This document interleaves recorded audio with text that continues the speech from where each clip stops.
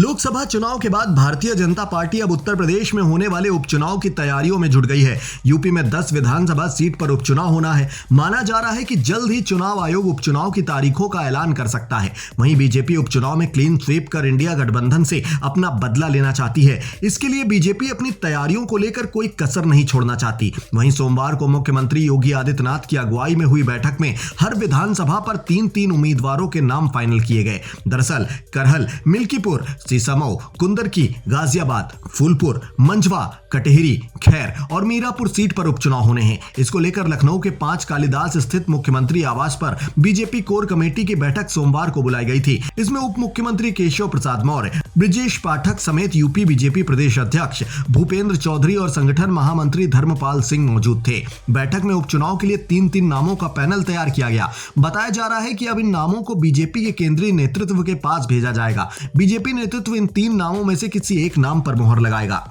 बताया जा रहा है कि जिन 10 विधानसभा सीटों पर उपचुनाव होने हैं, उन जिलों के बीजेपी जिला नेतृत्व ने प्रदेश नेतृत्व को 10-10 नामों की सूची भेजी थी। इनमें से बीजेपी कोर कमेटी की बैठक में हर विधानसभा सीट पर 3-3 नाम फाइनल किए गए। ये सभी नाम अब केंद्रीय नेतृत्व को भेजे जाएंगे। इसके साथ ही मुजफ्फरनगर की मीरापुर विधानसभा सीट बीजेपी की सहयोगी राष्ट्रीय लोक दल के खाते में जा सकती है। इस सीट पर उम्मीदवार की घोषणा आरएलडी करेगी। हालांकि सभी सीटों का बंटवारा नहीं हुआ है।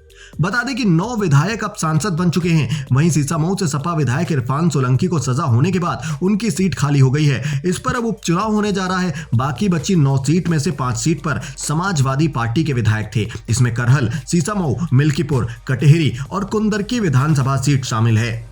इसके साथ ही 3 सीट पर बीजेपी के विधायक थे, जिसमें खैर, गाजियाबाद और फूलपुर सीट शामिल थी। इसी तरह मंझवा सीट निषाद पार्टी के खाते में थी, तो वहीं मीरापुर सीट राष्ट्रीय लोकदल 2022 विधानसभा चुनाव में जीती थी।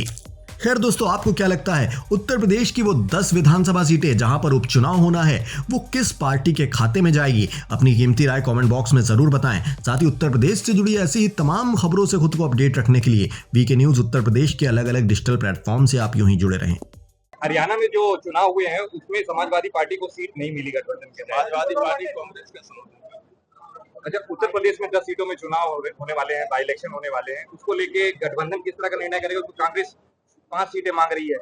वो मांगती रहेगी, वो अखिलेश जी राहुल जी तय कर लेंगे जितना जो लड़ना। तो गठबंधन के तहत भी चुनाव होगा, ये माना जाए ये बाई इलेक्शन।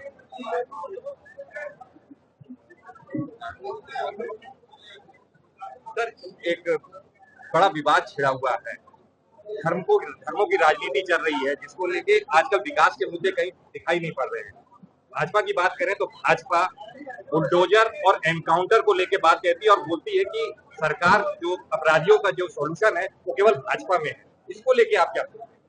भाजपा ने तो समस्याएं पैदा कर दी, बेरोजगारी बेतहाशा बढ़ा दी, महंगाई रोक नहीं पा रहे। इन मुद्दों पर और आरक्षण को खत्म कर, इन मुद्दों पर कहीं बहस न हो, इसलिए वो दूसरे तरह की बात करते हैं।